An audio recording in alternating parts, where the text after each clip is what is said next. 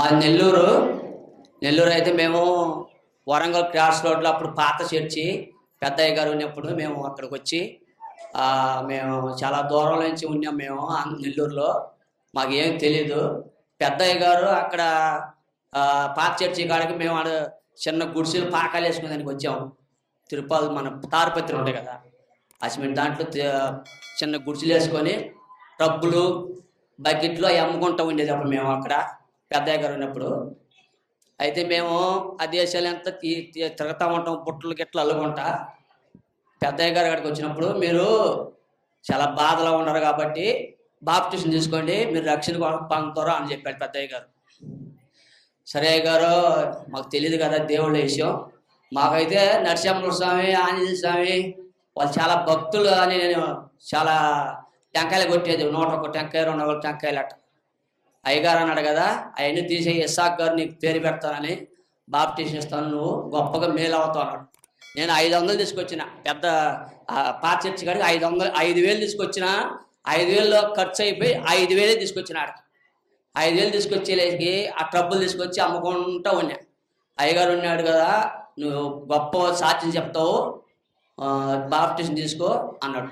దానిలో మా చిన్న అమ్మాయికి దెయ్యం బట్టి ఉంది, పిల్లలు లేరు. వాళ్ళు 3 సంవత్సరాల నుంచి ఆ పిల్లని టార్చర్ పెడుతున్నారు, ఇడాకలు చేసేస్తాయని. పెద్దయ్య గారు అన్నాడు కదా, మీ కూతురు తీసుకోరా అని చెప్పాడు. ఆ గర్భసంచిలో శివం ఉంది, రక్తం ఉంది అని చెప్పి డాక్టర్ చెప్పారు. మా చిన్న అమ్మాయిని తీసుకొచ్చే పెద్దయ్య గారు ప్రార్థన చేసి, ఏం కదయ్యా బాగా పుడతాడు, నువ్వేం భయపడబాకని ప్రార్థన చేశాడు. వాళ్ళు కూడా ఎడాకలు చేస్తున్నారు కదా, వాళ్ళు కూడా దేవుడి కాడికి వచ్చి గొప్ప సాక్ష్యాలు చెప్పారు.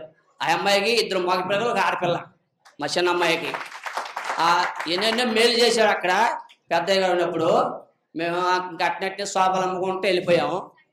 ఇప్పుడు విషయం ఏంటంటే, మా కోడలకి వాళ్ళ అమ్మ వాళ్ళకి 4 ఆడపిల్లలే, వాళ్ళ అమ్మగారికి. మాకు ఆడపిల్లలే. ఇప్పుడు ఏంది నాయన మళ్ళీ 4 ఆడపిల్లలు పుడతారేమో అని ఏమేమో తీర్మానం చేసుకుందంట. నాకు మగపిల్లడే పుట్టాలా, మా అమ్మకు చూస్తే 4 ఆడపిల్లకాయలు, మా అత్తలు చూస్తే 4 ఆడపిల్లకాయలు ఫస్ట్, నాకు అట్లా లేకుండా మగపిల్లడు పుట్టాలని చెప్పి తీర్మానం చేసుకుందంట మా కోడలు. సరే అని చెప్పి అయ్యగారు ఒకరోజు నేను ఆపరేషన్ చేస్తాను రూమ్లోకి పోయి ప్రార్థన చేసుకొని అయ్యగారికి ఫోన్ చేశా. ఏం భయపడపోక ఇస్సాక్ గారు, నువ్వేం భయపడిపోక, ముందు ఆపరేషన్ ఉన్నావు కదా బాగానే అవుద్ది, కానీ కొంచెం చికాకు అవద్దు అన్నాడు. సరేలే అని చెప్పి ప్రార్థన చేసుకొని ఉన్నాం. అట్నే ఆమె తీర్మానం చేసినట్టుగా మేము కూడా తీర్మానం చేసినట్టుగా మగపిల్లడే పుట్టాడు. కానీ కొంచెం చికాకు అయింది. ఎట్టేదంటే అయ్యగారు చెప్పాడు కదా కొంచెం చికాకు అవద్దని. ఏందో చికాకు అవద్దు అన్నాడే, అమ్మాయి బాగానే ఉంది కదా అనుకున్నా నేను. ఆపరేషన్ చేసి రూలే తీసుకొచ్చేలేకి నేను బాగానే అయింది కదా ఆపరేషన్ అని చెప్పి చూసా. ఈ అమ్మాయి కళ్ళే తెలవట్లేదుగా ఏంది అని చెప్పి ఆలోచించుకుంటూ ఉన్నాం. వాళ్ళు అందరూ గుదులు అంత ఆడాడిపోయి సాడడం మాట్లాడుకుంటున్నారు, ఎవరు కాంపౌండ్లు వాళ్ళందరూ. అప్పుడు నేను అనుకున్నది ఏందన్నమాట మాట్లాడుకుంటారంటే, మళ్ళీ అదాపాకారంగా ఇంత వచ్చేసింది, కడుపు ఉబ్బిపోయింది, బాగా ఉబ్బిపోయింది మనిషి. ఏందనుకుంటే మాట్లాడేది ఏమీ లేదు. మళ్ళీ ఓపెనింగ్ చేయాలా, మళ్ళీ ఇంకొక పిల్లవాడు ఏమైనా ఉన్నాడు లోపల అని వాళ్ళు అనుకున్నారట. నేను అనుకున్నా కదా, ఏదమ్మా మళ్ళీ ఆపరేషన్ చేయాలంటే, లేదు ఓపెనింగ్ చేయాల్సిందే, మళ్ళీ దాన్ని ఓపెనింగ్ చేయాలా అన్నారు. కుట్లేసింది, మళ్ళీ ఆపరేషన్ ఎట్ చేస్తారు. నేను భయపడిపోయా. దేవుడా, గొప్ప దేవుడు, ఎన్నో మేలు చేసావు పెద్దయ్య గారు కాడి నుంచి నాకు ఎన్నో మేలు చేసావు కాబట్టి ఈ కారణం నువ్వు గొప్పగా చేయి తండ్రి. అయ్యగారు చిన్న చికాకు ఉన్నాడు కదా, ఆ చికాకు ఏందో తీసేయి అని చెప్పి నేను తీర్మానం చేసుకున్నా. సరే స్వామి, ఏం కాదు, ఏ ద్వారాకైనా కూడా ఆ కడుపు ఉబ్బిపోయింది కదా, ఏమి లేకుండా సంతోషంగా అయిపోతే ఆ కడుపు ఉబ్బరం లేకుండా తగ్గిపోవాలని చెప్పి 1 గంటలో తగ్గిపోవాలని చెప్పి ప్రార్థన చేసుకొని కన్నీళ్ళు ఇడిచి అప్పుడు గమ్ముకుండా ఏరే వర్క్ని తీసుకొచ్చి అంత మొత్తం స్కానింగ్ తీసేలేకి గ్యాస్ ఉబ్బిందిలే, ఏం కాదులే, ఒక చిన్న ఇంజక్షన్ చేస్తేనే కడుపు బొస్స తగ్గిపోయింది. అప్పుడు అయ్యగారు అన్నాడు కదా, ఇదే కొంచెం చికాకు ఉంది ఇస్సాక్ గారు, ఏం భయపడబాకన్నారు. అది ఒక మళ్ళీ ఎప్పుడెప్పుడు వస్తారా అయ్యగారు ఇక్కడికి అని చాలా గంటల నుంచి ఆలోచిస్తుంటా, 2 రోజులు 3 రోజుల నుంచి ఆలోచిస్తుంటా. అయ్యగారు రాండి అయ్యగారు టైమే లేదంటున్నాడు అయ్యగారు. పెద్దమ్మగారికి ఫోన్ చేసిన, అమ్మగారు ఏంది అమ్మగారు మమ్మల్ని పట్టించుకోవట్లేదు అయ్యగారు అంటే, నీ మనవడు చూసేదానికి వస్తున్నాడు అయ్యగారు అన్నాడు.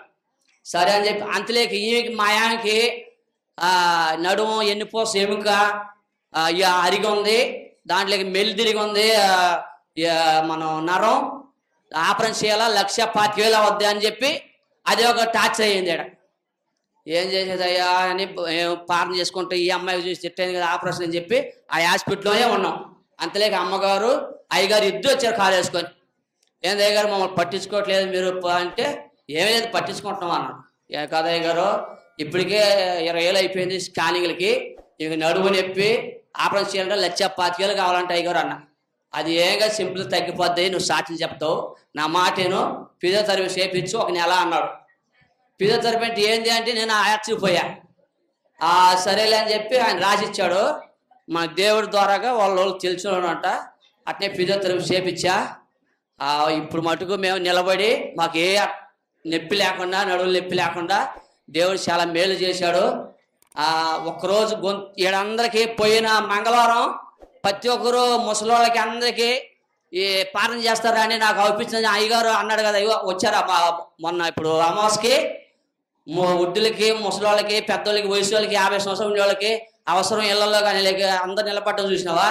నాకైతే గొంతు 5,000 పెట్టి బాగా మన పైప్ పొడి పెట్టించిన గొంతులోకి, బాగా గొంతు నొప్పి వచ్చింది. అయ్యగారు చెప్పేలేకి నేను స్టెప్ను వచ్చేసిన. అయ్యగారు నాకు గొంతు నొప్పిగా ఉందని ప్రార్థన చేశాడు. ప్రార్థన చేస్తానే నేను సరే అని వెళ్ళిపోయలేకి రెండో రోజు వచ్చి మళ్ళీ ప్రార్థన చేయించుకొని తీర్మానం చేసుకొని చెప్దాం అయ్యగారికి వద్దా అనుకుంటూనే ఉన్నా. నేను వచ్చి చెప్పా అయ్యగారు గొంతు నొప్పి తగ్గిపోయింది అయ్యగారు అంటే, ఆయన సరేలే అని చెప్పి తగ్గిపోయింది కదా అన్నాడు కదా అని కూడా అనుకున్నాడు. అది కూడా తగ్గిపోయింది. మనం మొత్తం చర్చి మొత్తానికి ప్రతి ఒక్కరికి ఒక్క మనిషి పోకుండా లైన్ ప్రార్థన చేశాడు. చూసిన ఒకసారి 2 నెలల తర్వాత 1 నెల క్రితం దశమ భాగాలు కవర్లు ఇచ్చి గుర్తుంది అందరికీ. మేము 5 మంది వచ్చి ఉన్నాం. మేము 5 మందికి 5 కవర్లు ఇచ్చాడు అయ్యగారు. అమ్మో ఇంత దశమ భాగం యాడ్ చేసేది అనుకున్నా నేను. సరేలే వ్యాపారం జరిగితే ఎందుకు ఇవ్వకూడదు అనుకున్న ఆలోచించా. 3వ రోజు నేను ప్రార్థన చేసుకుని ఏంది అయ్యగారు అందరికి దశమ భాగాలు ఇచ్చాడు, ఇంత డబ్బులు వస్తాయా అని ఆలోచించుకొని నేను వెళ్ళిపోయా. ఒకటేసారి యాన్ వేసుకొచ్చాడు జీబు. ఆయన వచ్చి ఒక్క వస్తువు డిసెంబర్ నిండా వేసుకెళ్ళిపోయాడు. అప్పటి నుంచి నేను దశమ భాగం తీసి కవర్లు పెట్టుకొని సాక్ష్యం చెప్పినప్పుడు, పిల్లోడికి అన్నం ప్రసంగం చేసినప్పుడు సాక్ష్యం చెప్పినప్పుడు ఆ దశమ భాగం నేను తీర్మానం చేసుకున్నది అంత చేద్దాం అని చెప్పి ఇప్పుడు ఈ చిన్న సాక్ష్యం దేవుడు దీవించిన కాక. ఇప్పుడు విశ్వాసులు కాదండి, పాత మా మామయ్య గారు అప్పటి నుంచి కూడా బలమైన విశ్వాసులే. కాకపోతే మరి వారి యొక్క భార్యను బట్టి, వారి కోడల్ని బట్టి దేవుడు గెలిపించిన విధానానికి వారు సాక్షిగా నిలబడ్డారు. వారు చెప్పిన విధానము ఏంటి అంటే, తనకి నిజంగా మన దైవజనులు తన గర్భిణిగా ఉన్న సమయంలో మన మందిరంలో ఒక మాట అన్నారు. తనకి ప్రసవకాలం సమయంలో నిజంగానే ఒక చికాకు ఉంది అని.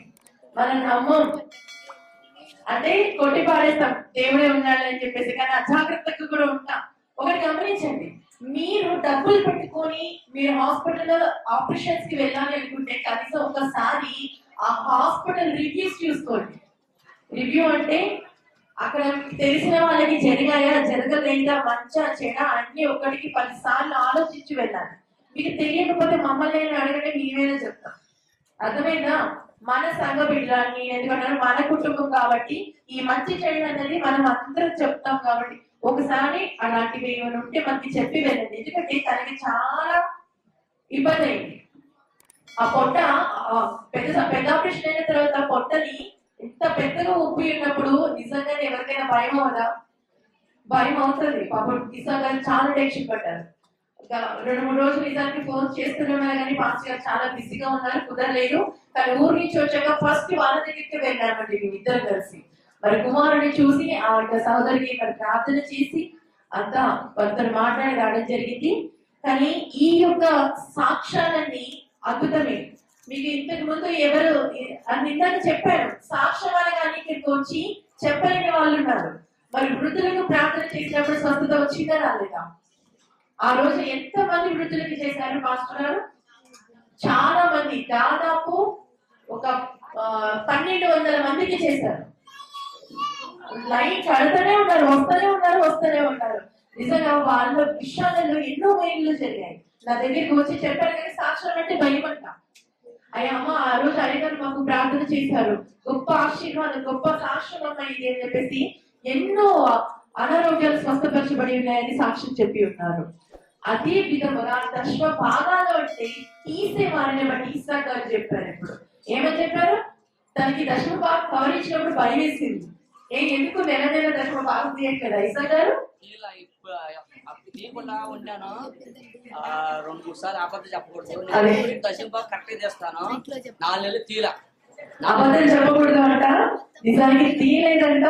కానీ మరి పాస్టర్ గారు ఇచ్చిన తర్వాత నేను మట్టు 4 నెలల నుంచి తీయలేదు.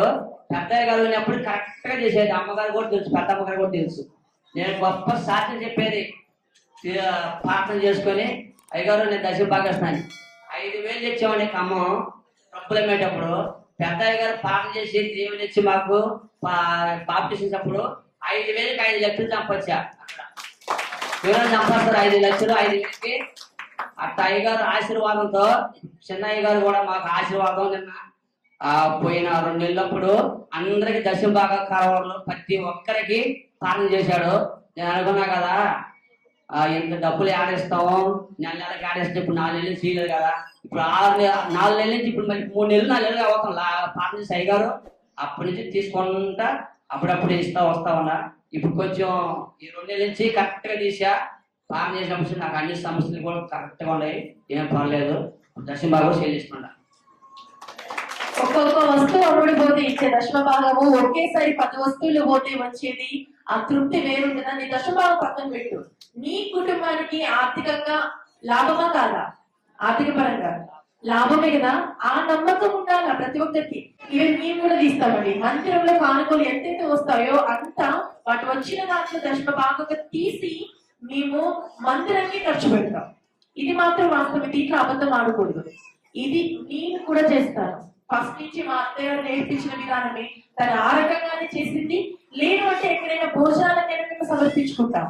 ఈ రకంగా మేము కూడా దశమ భాగం విషయంలో కట్టుదిట్టంగా ఉంటాం. కాబట్టి మమ్మల్ని కూడా దేవుడు ఈ రకంగా ఆశీర్వదిస్తున్నాడు. దేవుడికి స్తోత్రం కలుగుతాం.